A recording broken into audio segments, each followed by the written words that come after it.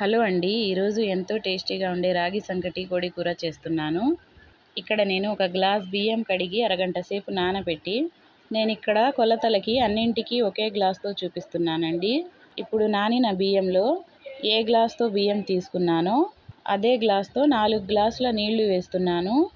ఇప్పుడు మీ రుచికి సరిపడా ఉప్పు వేసి అన్నం బాగా మెత్తగా ఉడికించుకొని అదే గ్లాస్తో 2 గ్లాసుల రాగి పిండి వేసి, నేను వేసిన ఈ పిండికి 4 గ్లాసుల వాటర్ కరెక్ట్గా సరిపోయిద్దండి.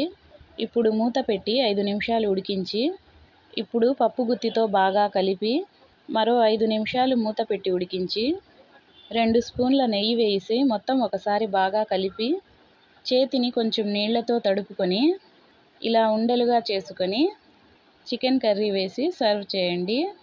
ఈ చికెన్ కర్రీ రెసిపీ కావాలంటే కింద డిస్క్రిప్షన్లో లింక్ పెట్టాను చూడండి. అంతేనండి. ఈ వీడియో నచ్చితే లైక్, షేర్ అండ్ సబ్స్క్రైబ్ చేయండి. Thank you for watching.